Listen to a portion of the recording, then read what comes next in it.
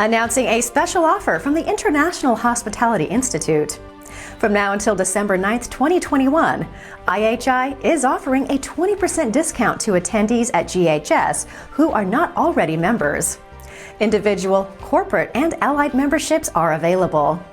To join, visit internationalhospitalityinstitute.com, click on Membership, and enter GHS20 at checkout. There is no better time than now to take advantage of IHI's membership benefits. Come join IHI's global community.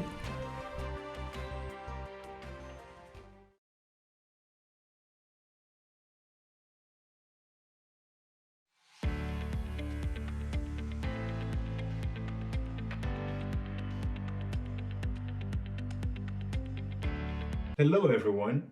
It is truly a pleasure to welcome you to the Global Hospitality Summit. We have over 100 countries represented at this event and speakers from every continent. No surprise that GHS is the biggest hospitality event of 2021. I'd like to thank my team at the International Hospitality Institute, our board members, and the global IHI community for their support. The last couple of years have been incredibly challenging for the global hospitality industry. The good news is, the industry is remarkably resilient. My team and I decided to organize and sponsor this event as a way of giving back to the global hospitality industry. Our keynote speaker is a legend in the hospitality industry, a man who's been acclaimed as a leading hotelier in the world. Mr. Horst Schulze rose from humble beginnings to become the co-founder of the Ritz-Carlton Hotel Company.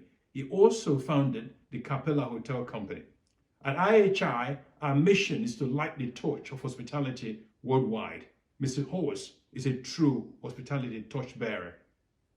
When we're trying to decide on a keynote speaker, we consider several luminaries in the industry, but the decision to invite Mr. Horst Schulze was unanimous. Mr. Horst Schulze needs no introduction really, but it is my pleasure to introduce the man as our keynote speaker for the Global Hospitality Summit. Mr. Horst Schulze, welcome to GHS. This is working well. I hope this is working well. And I want to welcome everybody present. And I'm just hoping that I'm communicating. I'm still, and that is a generational thing. I'm still worried about this technology. But be it as it may, welcome from all of you hospitality people around the world. It's an honor to address you. I'm emotionally a hospitality person, a hotel person. I started in the hotel business when I was 14 years old, lived in a dorm room in the hotel away from home. So that's all I've done in my life. That's who I am. And I love the industry. I love the people in the industry. And I welcome you to this communication today. I'm delighted to be with you.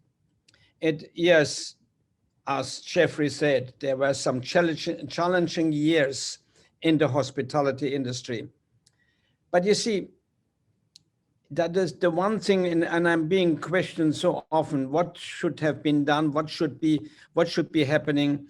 And I answer that when this COVID thing started a couple of years ago, I called many of my friends and I said, this is going to be a difficult time. I had no idea it would be lasting that long. But I said, this is going to be very difficult. No matter what difficulties we face in business, in life, there is one thing we don't give up, and that is our vision, and the other thing is our values. So our vision, the objective of who we want to be and what we want to represent in our business, in our life, should not go away. In fact, we have to focus on it and possibly find other systems, strategies, and so on. At any time, your long-term objective, your vision, your purpose should not change. Strategy, people, systems, everything may change, but not your vision and not your values. And I hope that everybody was able to stick to that very clearly over the 2 very difficult years. In fact, the interesting thing is right now, many many hotels and in the different areas are doing better than they ever did before. But many are still suffering dramatically. I'm worried, particularly, I believe the individual travel will pick up soon. In fact, accepted, there is a huge build-up demand for individual travel for around the world. But at the same time, the group business, it will take a long time for the large group business to come back. So I'm going to stop for a moment because I'm getting messages here that you cannot see and you cannot hear. So I will hopefully, and now it seems the picture came on. I cannot control it from here. Hopefully you're getting sound, hopefully get picture, even though the picture of me won't do much for you. Hopefully you get sound now. So let me come back to you. So what should, and I'm refer here, and I keep on saying something, hear me please, your purpose, your vision should not change. And here I'm hitting a big thing, a big point, because I see so often that organizations, individuals, groups work and fulfill functions, but they have no purpose. How can you create excellence without purpose in life? You see, excellence is never an accident. It's always high intent. So with other words, let me really help you with this. Not that everybody needs help with this, but let me really help you with that. What is your high intent? What do you intend to accomplish? When I was running hotels, I'm not anymore, I'm retired, I'm helping with many people, I'm consult with many companies, with many organizations, not in the hotel business. And believe me, it's all the same. High intent.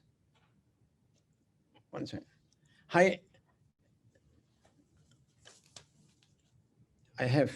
I'm sorry, I'm being reminded to turn on my video. It wasn't me. So just so you know, I washed my hands. Somebody turned on, it's on. So high intent. What is your high intent in what you're doing? Long-term intent, the overall, but at all decisions, what is the intent? High intent. You see, that differentiates you as a human being, that we have purpose as human being. So in whatever you're doing, what is the purpose? And that's what I said before, earlier. Your vision, your high intent should not go away. So once more, excellence is never an accident. It's always the result of high intent and hard work. That gets you toward excellence. And again, sadly, with so many organizations that I work with, there's no high intent. They just work, they make an income, they work, they make it to make profit and so on, but there's no high intent. For example, when I started Ritz-Carlton, we didn't have a hotel yet. The high intent was, we will create the finest brand in the world. That was the high intent. And then, of course, once that is established in whatever you do, and it should be part of your private life. For example, what is the high intent in your marriage? What are the high intents in your life? Once you establish that, you will find the answers as how to get there. Without having it, you're working, you're fulfilling functions, you're going forward, and it may or may not lead you toward excellence. Why would you get in your car and drive without a destination? It may take you somewhere where you don't want to be. And that is true in your life. So at this time, no matter what the situation, the high intent for your hotel, for your company, for your department, for your division, whatever it may be, for you as an individual, should not change. In fact, it would be very essential that you develop a high intent even now. And And we know the winners are still winning. They are concentrating on that vision. I know I'm talking a lot about this right now because it is so essential. It differentiates you from as a human being, not just working. You see, the chair on which you're sitting is working. You are fulfilling functions for a higher purpose, and that is your high intent. And I want to urge you to understand that. But once you have that high intent, as a company, as a department head, as an individual, mind you, you have to ask yourself, is it good for all concerned? When I started Ritz-Carlton, I was in charge of the operations of the company. I was not a developer or not an investor. I was running the company, the operational company. I set this high intent, but I questioned myself, is this really good what I plan here for the investors? It has to be, because without investors, we don't have a company. Wouldn't be there. Number two, is it good for the customer, the guest? It has to be, because without them, we have nothing. Is it good for all employees? It better be, because if it's not good for the employees, you will have no aligned employees and you will not accomplish excellence. They must be aligned. Number four, you have to ask yourself, is it good for the society as a whole? Once that is established, that your high intent is good for all concerned, the next step is, of course, what does it take to get there? But that answer comes quite easy. Once you know the destination and once you know it is of value to all concerned, that answer comes easy. And those answers don't change during difficult times. They don't change. Yes, you in a very difficult time, for example, you had to lay off a lot of people, which you don't like. When you have no business, you have to. But that is driven by the circumstances that you have no control over, you have to do. But it doesn't change that long-term you want to accomplish what you set out to accomplish. So I'm driving this relentlessly with my family, with myself, high intent. And what will it take me to get there? And leaders, the moment you establish that is good for all concerned, you have no more right to compromise it. You have no more right. Because if you compromise this high intent, then you're going against all concerned, by the way, including yourself. So that is what has to be in any business and any personal leadership, individual leadership of yourself has to be essential. In fact, once you establish your vision, your purpose, you have the opportunity to be much more fulfilled in life, because even Aristotle, 3,000 years ago, said, you cannot be fulfilled unless you have purpose and belonging. And if you offer a job to people, how can they possibly belong without having a purpose? And that is, by the way, one of the sad things in business generally, and it's a sad thing in business that we hire people just to fulfill a function rather than join us in purpose and belonging. And we talk about alignment. That is the buzzword in business now. There are two words everybody uses. And when I go in conversation with people, believe me, everybody uses it, but hardly anybody really understands it. The one buzzword is alignment, and the other one is empowerment. Blah, blah, blah. But what is really alignment? What is really a great company or a great department or related to yourself, if you will? All those things. The first thing of leadership is self, of course. But what is a great company? A great company understands their market. And pretend over there on the left of you, there are a lot of people. That is your market or your potential market, potential customers. And a great company knows what that market expects from you and your product. What do they expect from you?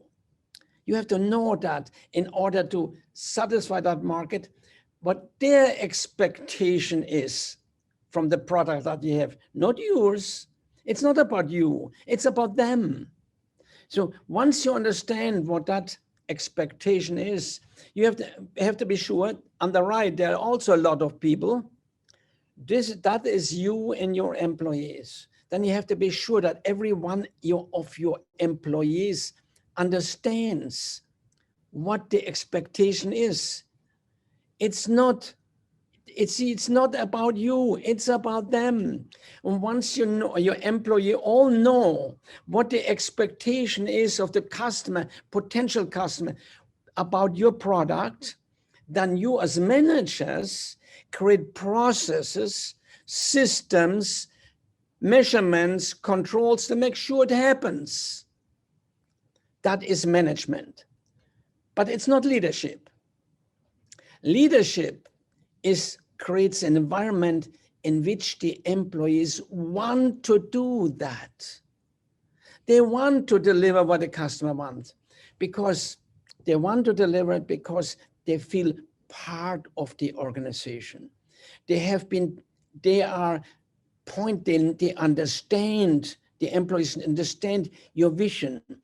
And if they understand, if they deliver to the customer what the customer wants, that you will accomplish the vision of being a great company, a great organization, a great department, whatever. And once you accomplish that, the employees will understand, because you have related it to them, how that will benefit all concerned.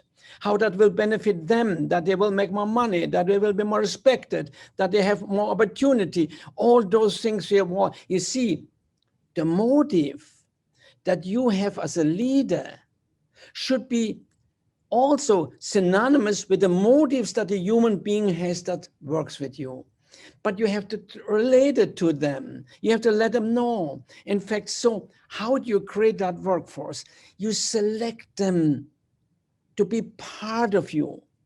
The first day when they come to work with you, you tell them who you are. No, but here's what we do when they come to work the first day.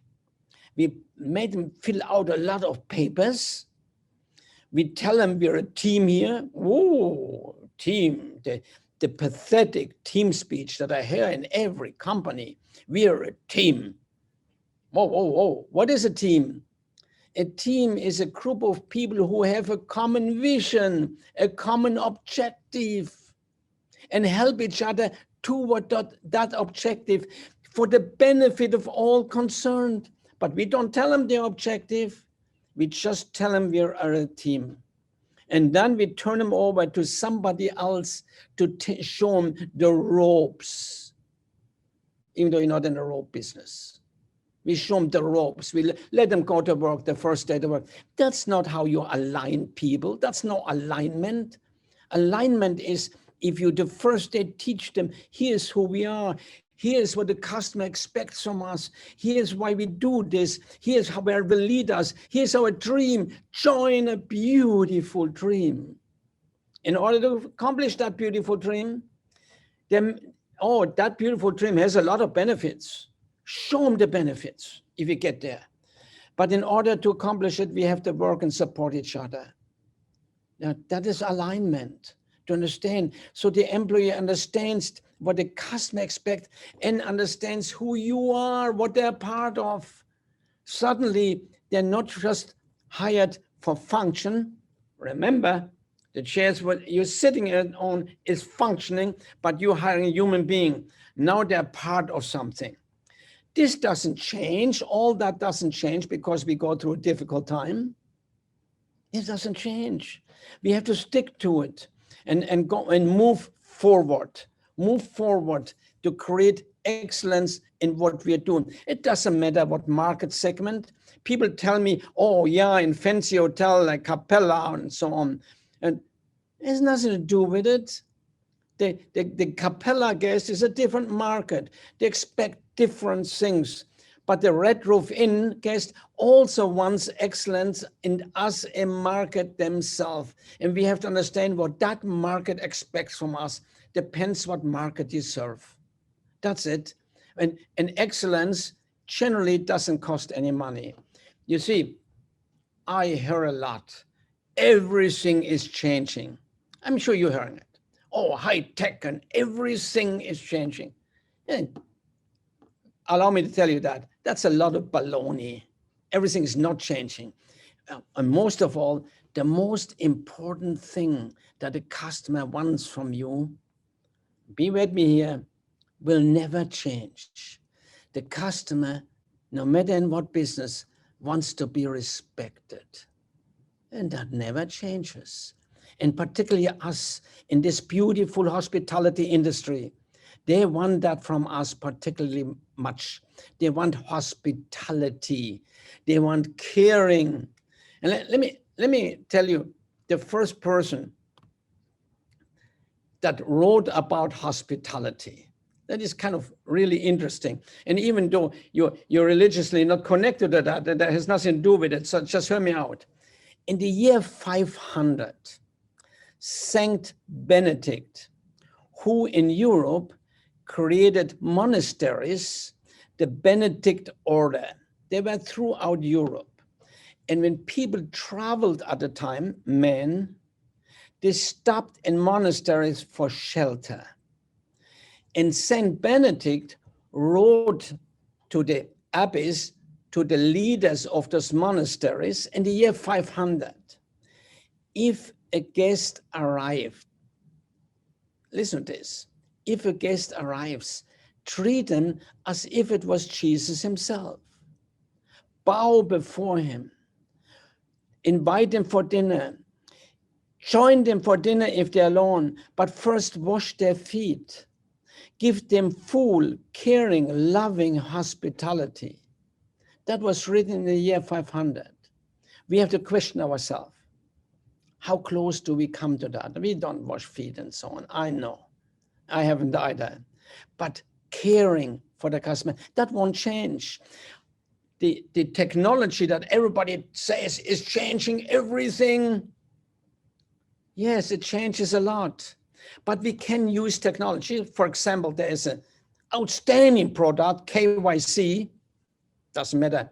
KYC, I just looked at that. I am envious.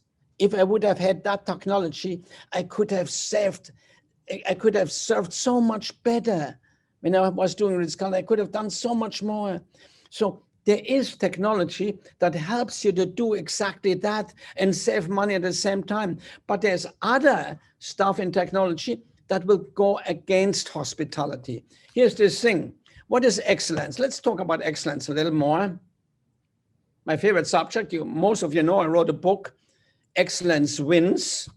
But what is that thing, excellence again? Again, it's never an accident. Now, I want to accomplish excellence in my business and as a person. But let me tell you, what's excellence in this thing, anything. If it works well for which it was created, it is excellent. But as a human being, and I hope you're with me here when I'm going to explain that wholly, because I'm talking right now about continuous improvement as a human being. And I'm sure all of you don't want to stand still, but continuous improvement. But here is a key. I give you key teaching, I believe, and I know it. It has worked so much with so many people I've worked with. Hear me. Excellence in a human being is if you do your very best in the work and the functions that you do in life. Not perfect, but do your very best. I come back to the improvement in a minute. Number two, as a human being, if you do your very best relationally, hold on to that relationally.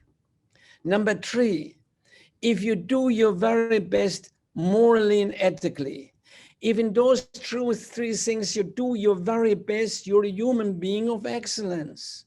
Now, but you don't want to stand still and you improve it. And here's absolute guarantee how you can improve all areas dramatically. It's very easy. It is too much common sense. And only very few people, very few people apply it. But I'm telling you, if you apply it, you will be an extremely improved human being.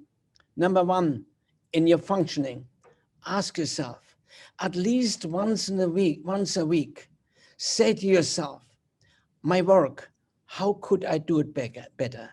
And tweak it. How could I do it better? Because we all can do better. Tweak it. Question yourself after every 4 weeks, have I improved in my functioning? In your relationship, very important relationship.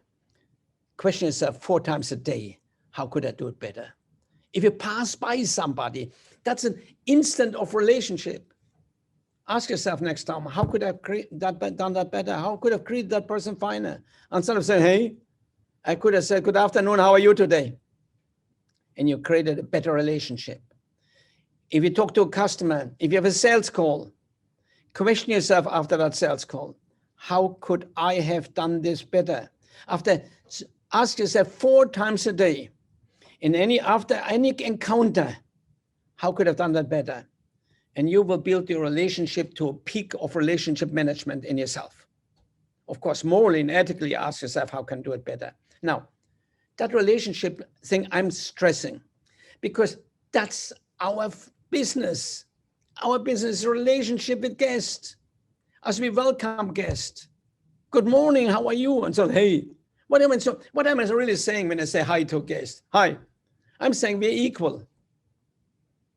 Instead of saying, good morning, sir, how are you today? And I'm saying, I respect you. At the same time, though, I'm saying, I'm very professional.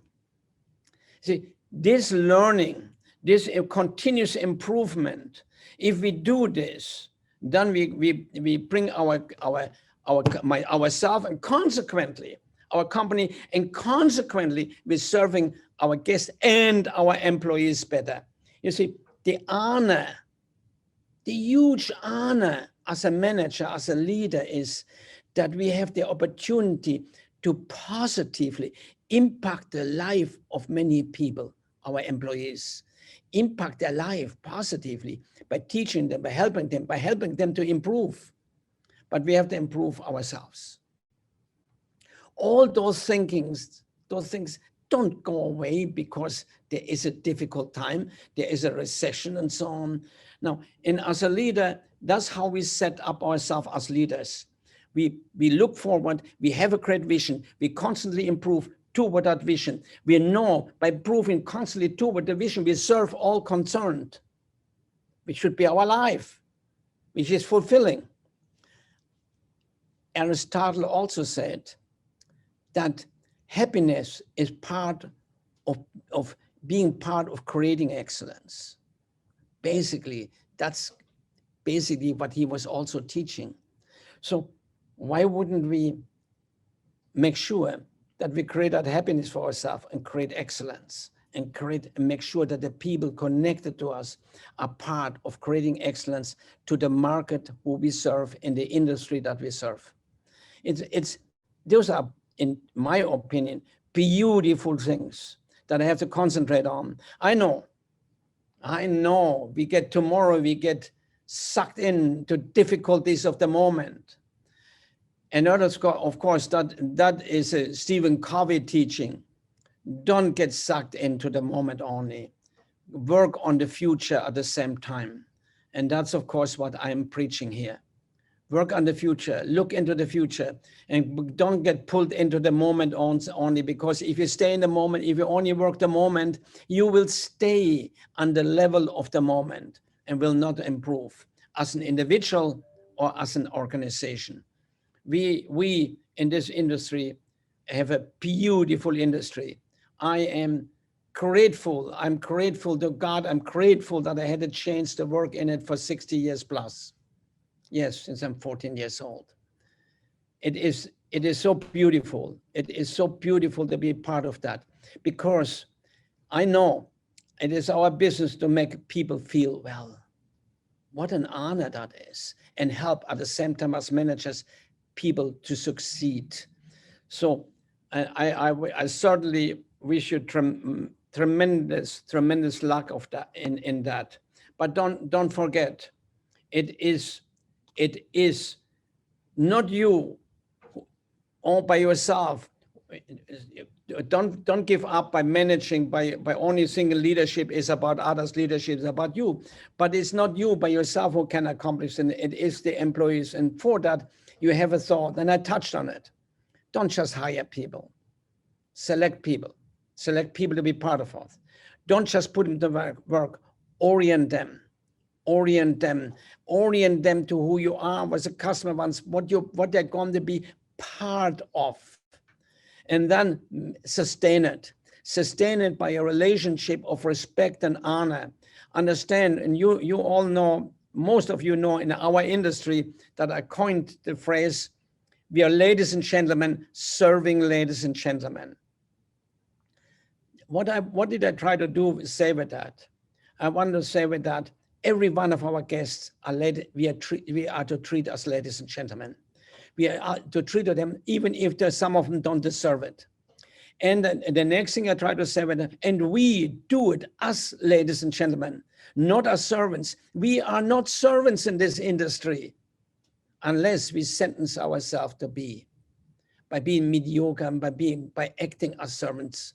But if we are professional, we are consequently professional people in the art of service, caring for people. Let me break down service for a moment, because everybody talks about it. Banks talk about it, every retail. Oh, it is the newly discovered thing in industry generally. And which creates a lot of opportunity for hotel people. By the way, I know several hotel people who are now leaders in other industries because of their knowledge of service knowledge, hospitality knowledge. But let me break it down. What is service? Service starts the instant we make contact with somebody. That instant, it doesn't start a second later. Welcome, good morning, good afternoon. And with your behavior, with your eyes, with your thought, with your feeling, you have to express, I am glad you're here. If that is on a telephone. And if you have to express it somehow on online, do it. That's the first step of service. The second step of service is complying to their needs and wishes. Again, the second step of service, it's not about you. It's about you helping them about relative to your product. That's how it is. Welcome, complying, helping them about your product, complying, caringly, respectfully, intending happily to help someone. Number 3, it is farewell. Thank you for allowing us to serve you. Isn't that beautiful? That's the industry we are in. Caring for them, helping them, in every decision about them, not about you, they. And doing that through employees who know why you're doing it, so that they will succeed and be fulfilled in their life also. Now, that is leadership, ladies and gentlemen. Leadership is not management. Management is needed to build the processes, the system, etc. That is needed very clearly. But, ladies and gentlemen, leadership is essential to really achieve total excellence. So I was asked about Capella now a few times. Well, you all know Ritz-Carlton. I opened the first one. I was running the company till we had about 50. We had lost some, but altogether I opened about 50 hotels. By the way, I opened them all.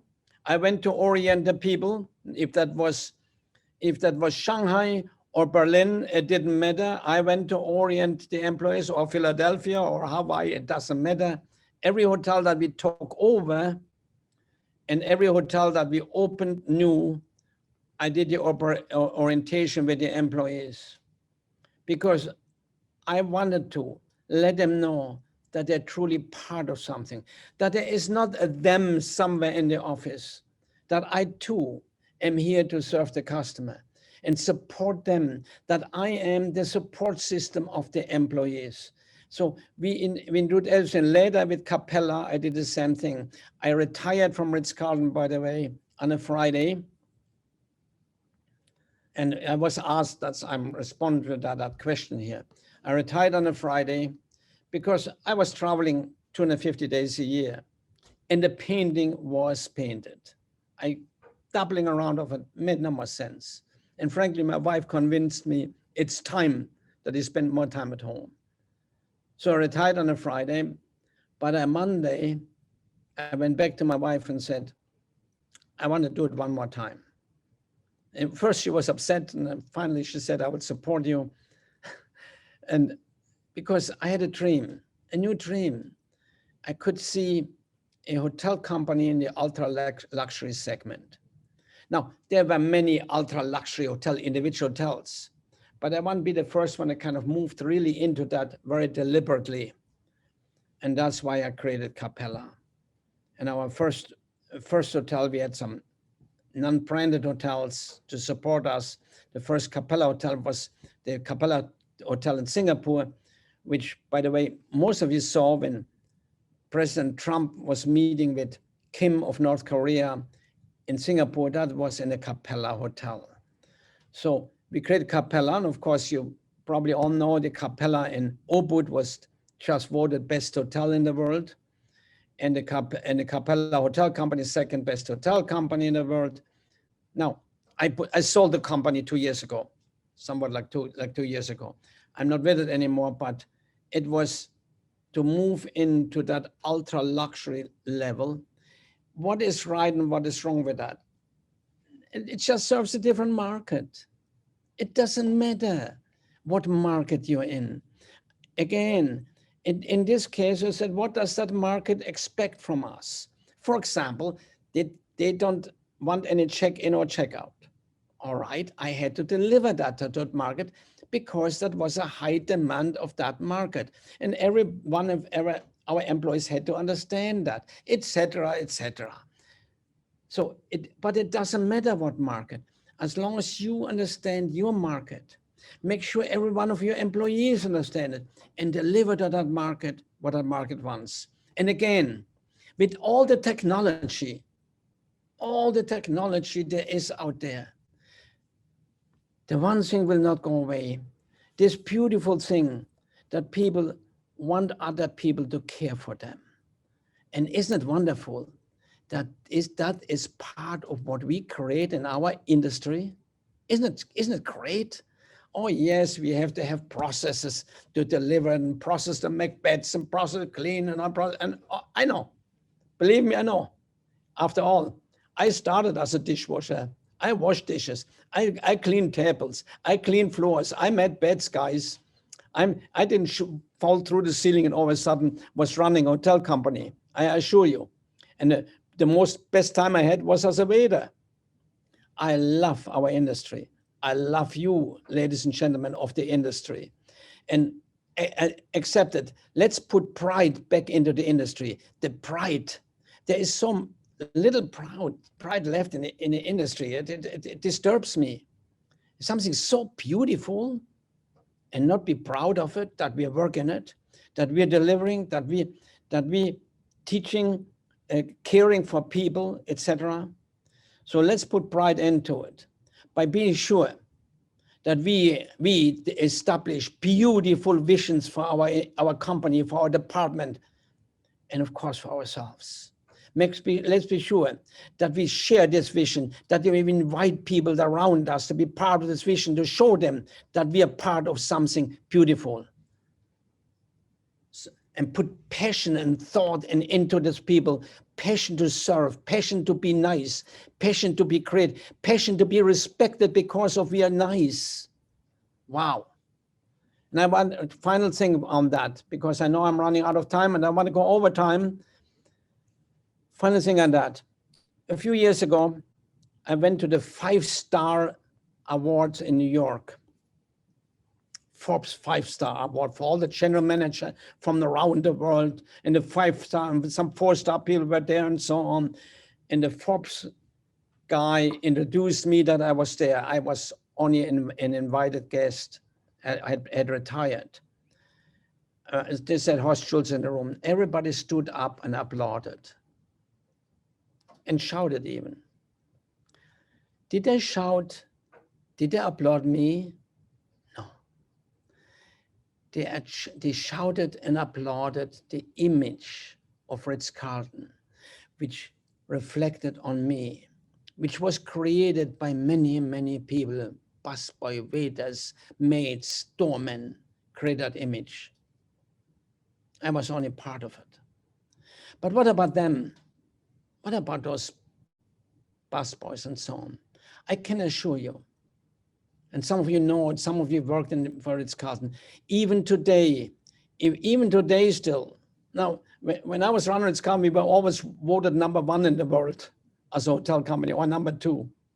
But even today, when a Ritz-Carlton employee looks for a job and the 100 others looking for that job, the Ritz-Carlton employee gets it because of the image that we have created. So you have an obligation, leaders, to create that image around you. Create that image around you for yourself, for your company, for your employees.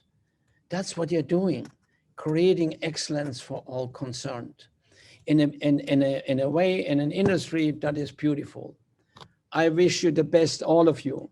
I wish I could see you. I wish I could personally communicate with you. In many ways, you don't do that today anymore. I would hug you all, but that's not allowed. Wow, society has changed. Yes, during my time, I was happy to hug every doorman, every maid, every housekeeper, because I love them. I love the people in our industry. So love the people you work with. Have a beautiful image together. It so happens you are together. You are together. Hear me what I say now. You, together with your employees, define yourself. You're defining yourself every single day. So create excellence in defining. And remember how you improve it by questioning yourself. And service, that service that the customer experiences is relationship. That's what I said, so important, relationship. What is it? Do people make a decision? Do people become loyal to you because of your product? Not true. They become loyal to you, I'm coming to an end, because of relationship. A huge study has been made very recently. And that study said that people are willing to pay more for a product. Even if they know next door they have to pay less. They're willing to pay more if they get good service and good attention. Wow, 70%. And guess what? 80% of the millennials say, if you take good care of me, I will be loyal to you and be willing to pay more, even if I know I can buy the same product next door for less. That's how important relationship is. That's why I said, question yourself 4 times a day how good your relationship is. I wish you all good luck and God bless you. And thank you for allowing me to be a few minutes part of your life. God bless you.